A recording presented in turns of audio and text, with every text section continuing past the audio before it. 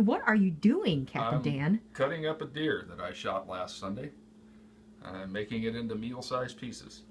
These pieces here are the front shoulders, and they're going to be cut into 3 pieces. There's going to be a pot roast from the blade part of it, a pot roast from what I call the arm part of it, and then these down here, these would be the lamb shanks that you'd make osobuco out of, or braised lamb shanks, whatever you want to call it. And that is your lovely wife's hands who are coming in, but I'm keeping her... Picking pieces of hair off because I didn't skin it real clean, so there's hair that's got to come off of it.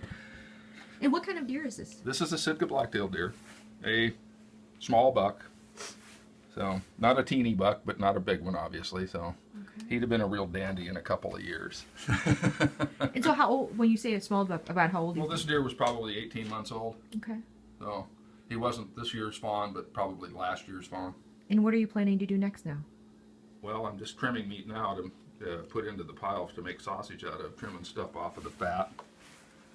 So this is going into a bag for later use to get mixed with some pork butt and make various flavors of sausage, from anything from hot boudin to hot Italian sausage, country sausage, chorizo.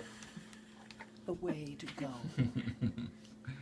So Eve is holding the saw The that meat you're saw. going to be using. Yep, next. And are you going to fire up the saw now? Mm-hmm. I'm going to grab this for him. Okay, all right. Just want to hold this up off of there. Yep. Ready? Yep. Easy. Okay. Okay. I got it. Go.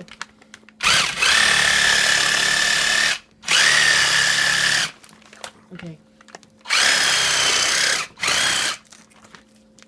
Knife. Yep. Oh, look at that. And this piece is going to be another pot roast. This is the neck of the deer, lower part of the neck.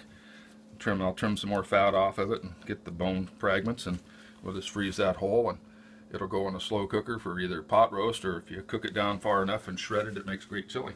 And what happened here? That was where I shot it. That's the bullet hole. That was the cause of death. That is not something that you normally see at the grocery store. No. And so, No. And so for all those people who have like those little creme brulee burners, this is the next hot kitchen tool, is the DeWalt bone saw. Yeah, there you go. All right, terrific. And We were, I've used them to cut the ribs out of deer before, and we've used them to cut moose up with the ribs and everything. But the moose that I killed, the antlers that are hanging over the porch door there, these guys showed up to help dress it, and one guy brings this cordless sawzall out to cut the legs off and cut the brisket open and open it up. all right, and Eve, can I get you on camera? Sure. All right. And so, and I'm going to trip over myself back over here. Yeah, exactly. And so Eve, who's also a formidable hunter herself, what do you like to have from, what do you like to make from the deer? What do you like to eat? All of it. All of it. Okay. I prefer, if it's a steak, I prefer my meat pretty well done. Just because chewing it, I'm not a rare person.